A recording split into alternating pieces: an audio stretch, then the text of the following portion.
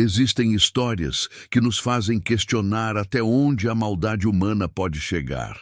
Histórias que nos obrigam a encarar a realidade crua da violência urbana, sem romantização, sem desculpas. E a história que vou contar hoje é uma dessas que gelam a espinha, que nos fazem refletir sobre as escolhas que cada um faz na vida.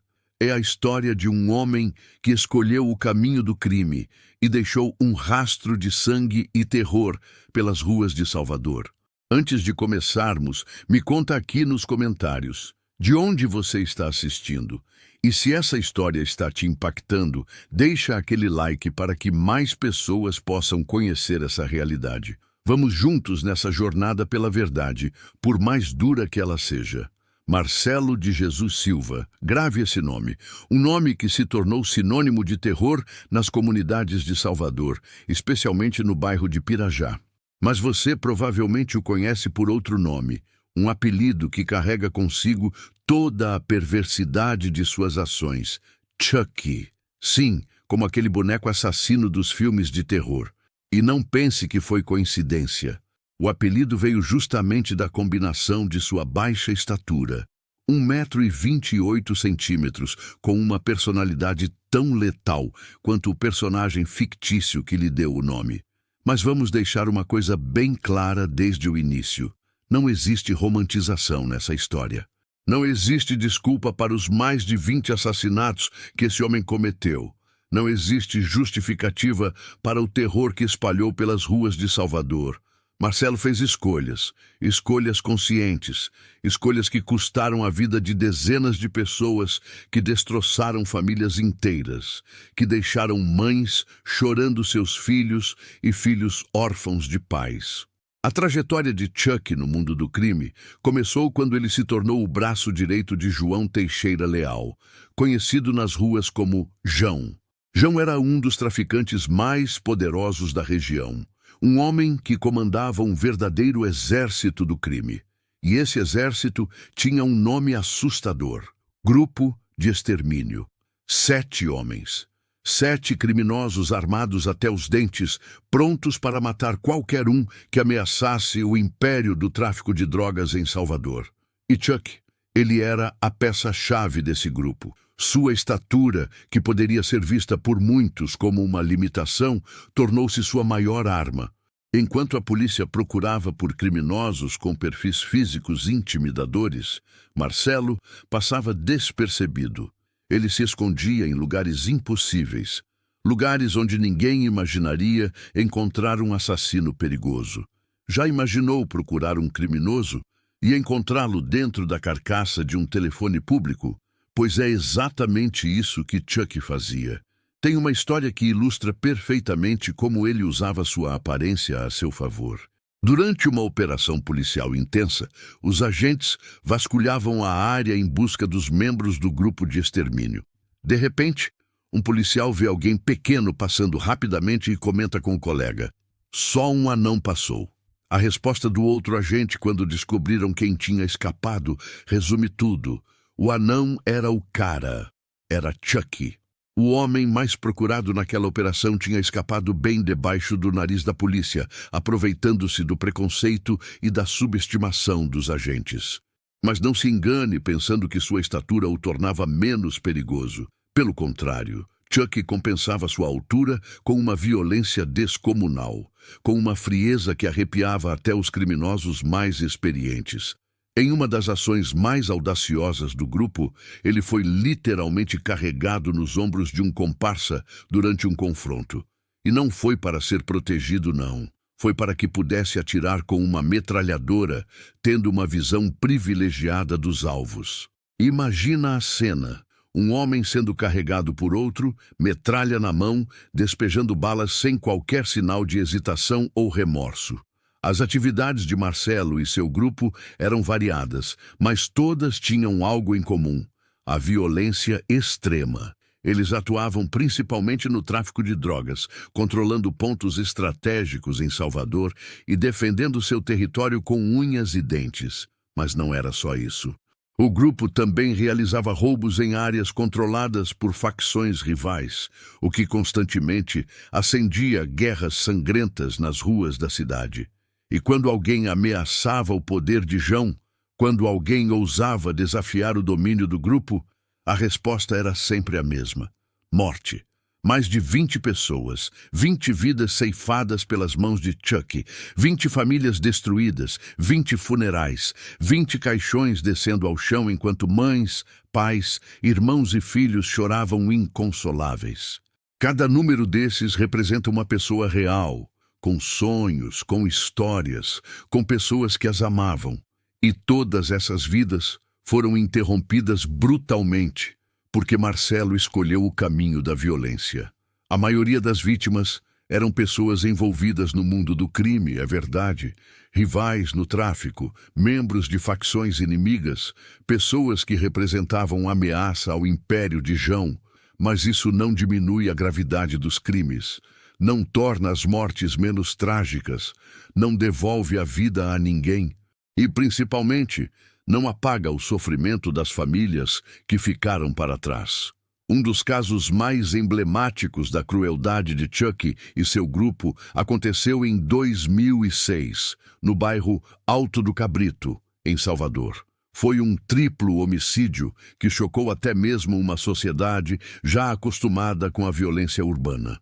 As vítimas eram Juné Péricles dos Santos Santana, Igor Leonardo Cruz da Silva e Joilson dos Santos Santana. 3 homens executados friamente, suas vidas interrompidas em questão de segundos por decisões tomadas em salas escuras, longe dos olhos da lei. O crime foi brutal. O grupo de extermínio não apenas matou, mas fez questão de enviar uma mensagem clara para todos que ousassem desafiar seu poder. Era um recado escrito com sangue nas ruas de Salvador. Aqui, quem manda somos nós, e quem se opor terá o mesmo destino. A frieza com que o triplo homicídio foi executado demonstrava o nível de desprezo pela vida humana que esses criminosos tinham alcançado. Mas toda ação tem uma consequência. E as consequências dos crimes de Chucky e seu grupo começaram a se acumular. As famílias das vítimas, destruídas pela dor, começaram a falar. Começaram a dar depoimentos à polícia. Começaram a quebrar o silêncio imposto pelo medo. E cada depoimento era mais uma peça do quebra-cabeça que a polícia precisava para desmantelar o grupo de extermínio. Em março de 2007, a justiça finalmente alcançou Marcelo e seus comparsas. O Grupo Especial de Repressão a Crimes de Extermínio, conhecido como GERS, realizou uma operação coordenada que resultou na captura de todo o grupo. Foi o resultado de meses de investigação, de depoimentos corajosos, de trabalho incansável dos agentes que se recusaram a deixar que esses criminosos continuassem aterrorizando a população de Salvador. A prisão foi um alívio para as comunidades que viviam sob o jugo do terror. Famílias podiam finalmente respirar aliviadas, sabendo que aqueles homens estavam atrás das grades. Crianças podiam brincar nas ruas sem o medo constante de se tornarem vítimas de uma guerra entre facções. As mães podiam dormir um pouco mais tranquilas, sem o pavor de perder seus filhos para a violência do tráfico. Mas a história de Chucky não terminaria em uma cela de prisão. Não, o destino tinha outros planos para ele. Planos tão violentos e brutais quanto os crimes que ele mesmo havia cometido. E é aqui que a história toma um rumo ainda mais sombrio, provando que quem vive pela espada perece. Depois de algum tempo, Marcelo voltou às ruas. Não se sabe exatamente as circunstâncias de sua liberdade, se foi soltura legal, fuga ou cumprimento de pena. O fato é que ele retornou ao único mundo que conhecia, o mundo do crime. E foi justamente esse retorno que selou seu destino de forma irreversível. Chucky cometeu um erro fatal no mundo do crime. Ele começou a roubar em territórios controlados por facções rivais. No submundo do tráfico, existem regras não escritas, códigos de conduta que, se quebrados, resultam em sentenças de morte. Invadir o território de outra facção para cometer roubos é uma das maiores transgressões possíveis. É um desrespeito direto, uma declaração de guerra, uma sentença de morte assinada com as próprias mãos. Os traficantes rivais não perdoaram, não poderiam perdoar. Na lógica cruel do crime organizado, deixar uma afronta dessas passar impune seria demonstrar fraqueza, seria abrir precedente para outros criminosos fazerem o mesmo. E assim, em 3 de dezembro de 2010, na região da Lagoa da Paixão, em Salvador, a vida de Marcelo de Jesus Silva chegou ao fim da forma mais brutal possível. O corpo foi encontrado em um container de lixo, mas não foi apenas deixado lá. Foi uma execução calculada para servir de exemplo, para espalhar terror, para mostrar o que acontece com quem desrespeita as regras do crime. Chuck foi torturado antes de morrer. Seus braços foram decepados. Seu rosto foi desfigurado a ponto de dificultar a identificação. E seu corpo foi pendurado de cabeça para baixo dentro do container, como se fosse lixo descartável, como se toda a sua vida não passasse de desperdício. É uma ironia cruel do destino. Um homem que viveu pela violência, que espalhou morte e terror por onde passou, que tirou a vida de mais de 20 pessoas, encontrou seu fim de forma igualmente violenta. Não há satisfação nisso. Não há vitória. Há apenas a constatação triste de um ciclo de violência que se perpetua, de escolhas erradas que levam a consequências terríveis, de vidas desperdiçadas em um mundo onde a morte é moeda de troca. A morte de Chuck não trouxe de volta nenhuma de suas vítimas, não secou as lágrimas das mães que perderam seus filhos, não encheu o vazio deixado nos corações das famílias destroçadas. Foi apenas mais um capítulo sangrento na história da violência urbana brasileira. Mais um corpo em um container. Mais uma vida que poderia ter sido diferente se outras escolhas tivessem sido feitas. Antes de continuarmos com essa história, que nos faz refletir sobre as escolhas e consequências na vida, eu queria fazer uma pausa rápida. Se você está acompanhando até aqui, comenta aí de onde você está assistindo e deixa aquele like. Isso ajuda demais a levar esse conteúdo para mais pessoas e a gente continuar trazendo histórias reais, sem filtro, sem romantização. Vamos juntos! A trajetória de Marcelo de Jesus Silva, o Chuck, é um retrato perfeito de como as escolhas individuais moldam destinos. E quando falo em escolhas, não estou falando de falta de oportunidade ou de um sistema falho. Estou falando de decisões conscientes, deliberadas, de um homem que optou por empunhar armas, por tirar vidas, por espalhar o terror. Cada gatilho puxado foi uma escolha. Cada vida tirada foi uma decisão, e cada família destroçada foi consequência direta das ações que ele escolheu tomar. O impacto de Chuck na comunidade de Salvador foi devastador.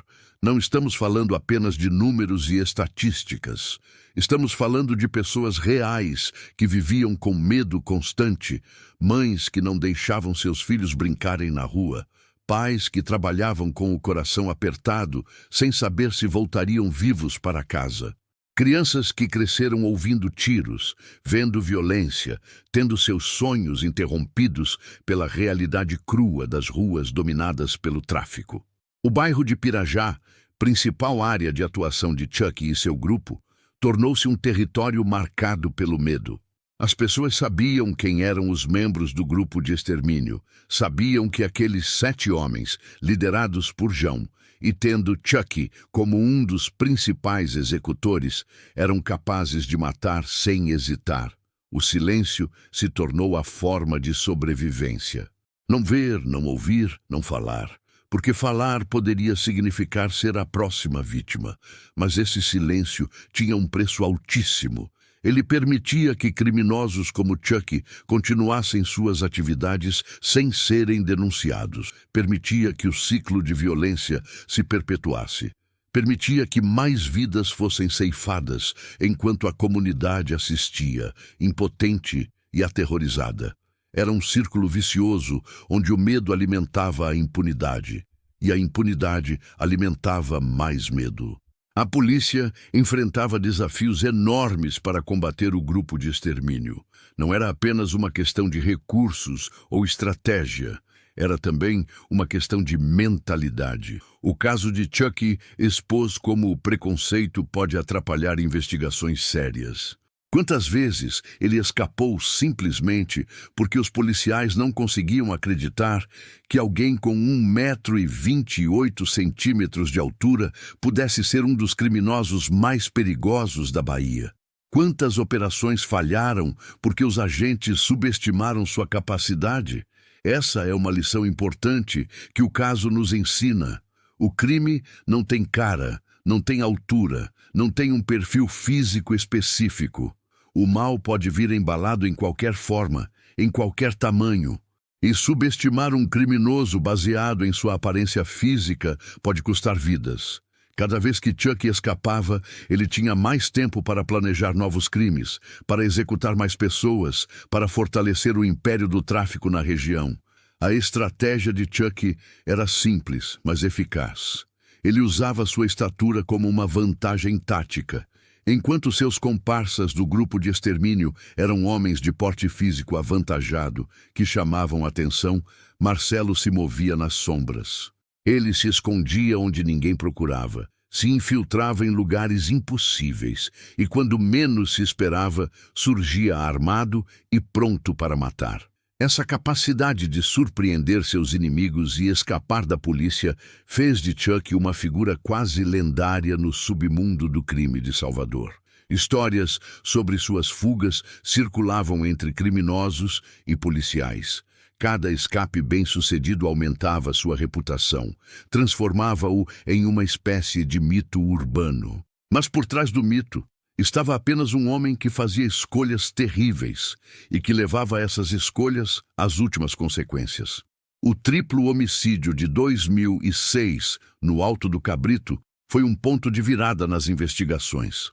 A brutalidade do crime chocou Salvador e acendeu um alerta nas autoridades.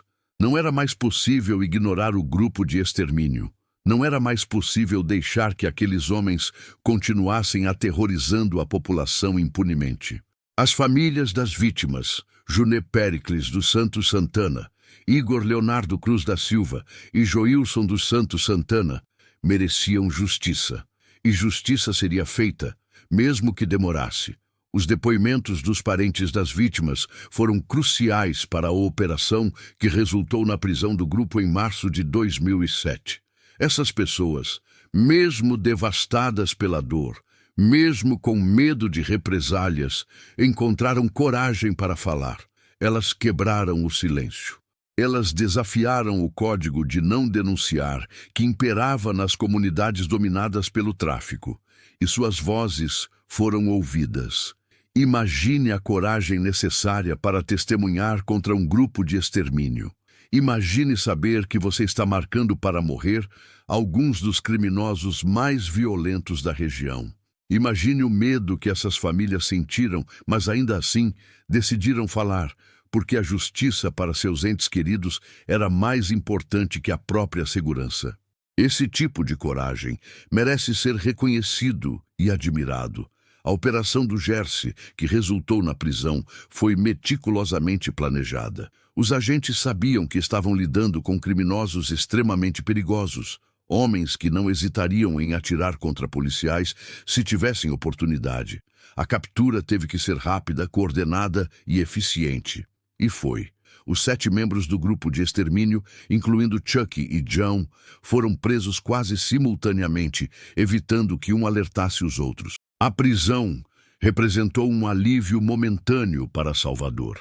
Mas todos sabiam que era apenas uma batalha vencida em uma guerra muito maior contra o crime organizado. Porque enquanto Chucky e seu grupo foram presos, dezenas de outros grupos continuavam operando.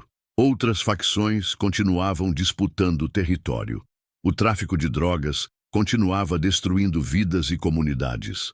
A violência urbana não tinha fim à vista. E então veio a morte de Chucky em 2010. A forma como ele foi executado pelos rivais é um testemunho da crueldade que permeia o mundo do crime. Não bastou matá-lo, foi necessário torturá-lo, mutilá-lo, desfigurá-lo. Foi necessário transformar seu corpo em uma mensagem de terror para todos os outros criminosos. E essa mensagem era clara. Aqui não tem perdão, não tem segunda chance. Quem nos desrespeita morre da pior forma possível. A cena do crime na Lagoa da Paixão chocou até mesmo os investigadores mais experientes. O corpo de Chuck pendurado de cabeça para baixo no container de lixo, com os braços decepados e o rosto desfigurado, era a representação visual do que o mundo do crime realmente é. Um lugar sem honra, sem código, sem humanidade. Um lugar onde a vida humana não vale nada, onde a violência é a única linguagem compreendida. Os braços decepados de Marcelo eram os mesmos braços que empunharam armas inúmeras vezes. As mesmas mãos que puxaram gatilhos e tiraram mais de 20 vidas. O rosto desfigurado era o mesmo rosto que suas vítimas viram nos últimos momentos de vida.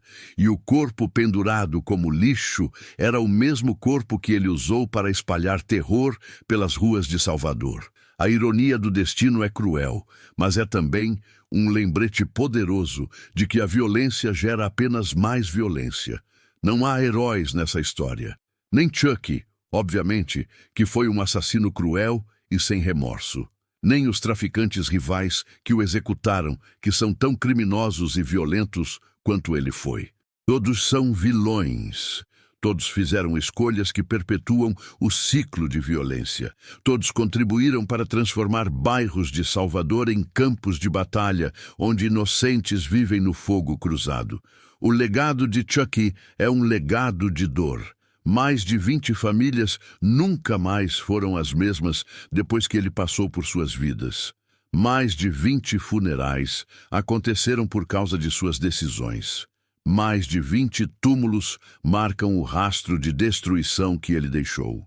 E no final, ele mesmo se tornou apenas mais um corpo, mais uma estatística, mais uma prova de que o crime não compensa. A história de Marcelo de Jesus Silva chegou ao conhecimento internacional. Um podcast chamado Morning Cup of Murder dedicou um episódio inteiro para contar a trajetória do criminoso conhecido como Chuck.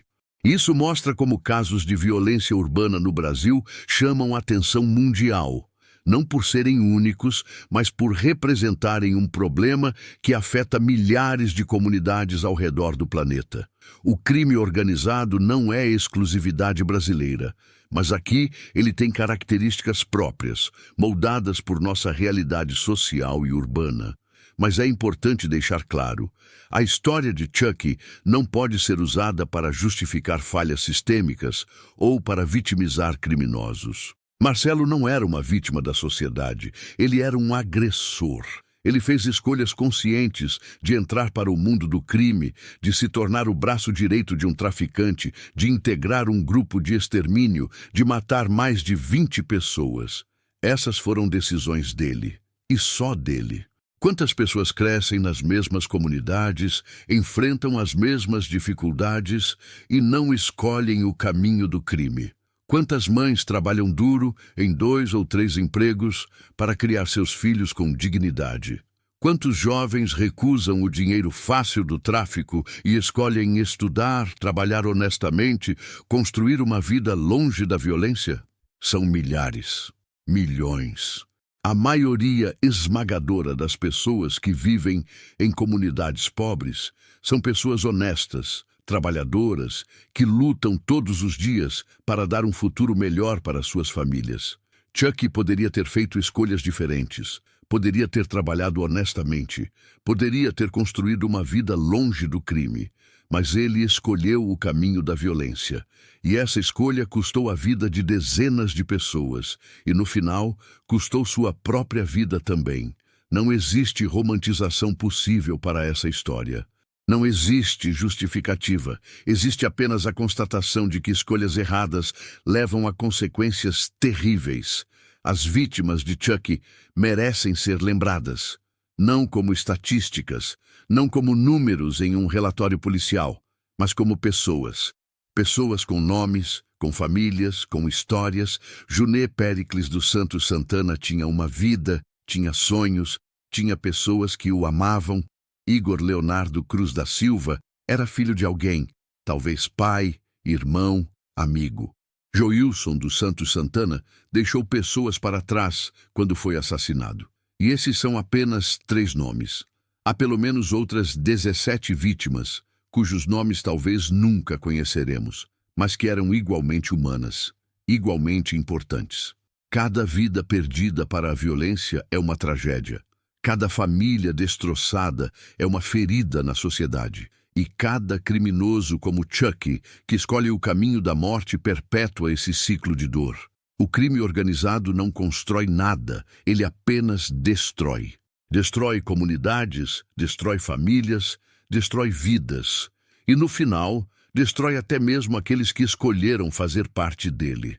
A morte brutal de Chucky deveria servir como um aviso para todos os jovens que são tentados pelo mundo do crime.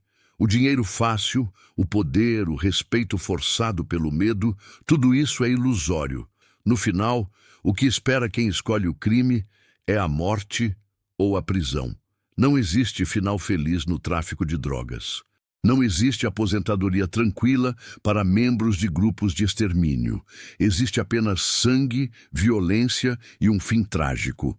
Marcelo usou sua inteligência, sua criatividade, suas habilidades de sobrevivência para se tornar um dos criminosos mais procurados da Bahia. Imaginem se ele tivesse usado essas mesmas qualidades para algo produtivo. Imaginem se toda aquela astúcia para escapar da polícia fosse aplicada em construir um negócio honesto.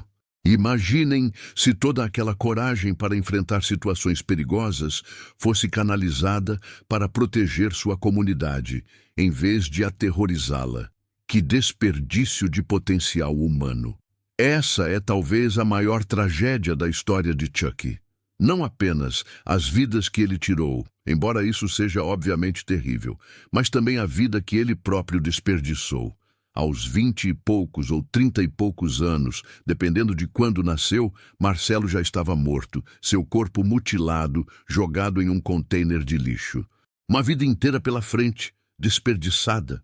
Um potencial humano, por menor que fosse, completamente jogado fora.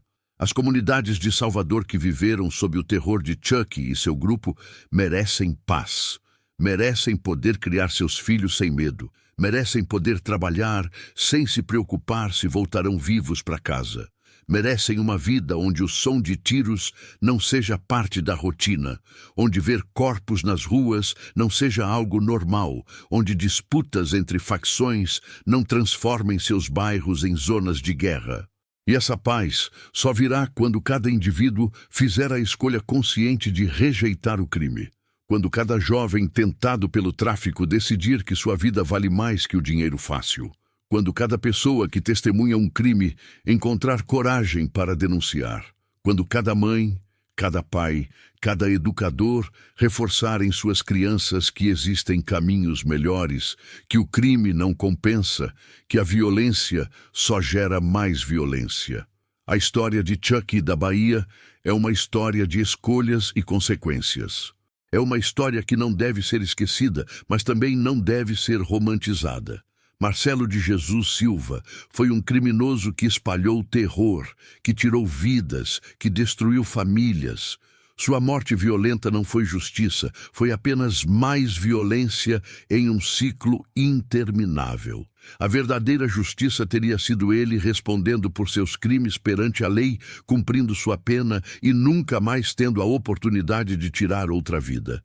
Mas o sistema judicial teve sua chance com Chucky quando ele foi preso em 2007. E de alguma forma ele voltou às ruas. E quando voltou, continuou fazendo as mesmas escolhas erradas. Continuou no mundo do crime, continuou roubando e provavelmente continuou matando. Até que suas escolhas o alcançaram de forma definitiva e brutal. O nome Chucky ficará marcado na história criminal da Bahia. Não como uma lenda, não como um anti-herói, mas como um exemplo do que não ser, do caminho que não seguir, das escolhas que não fazer. Cada vez que sua história for contada, deve servir como um alerta, especialmente para os jovens.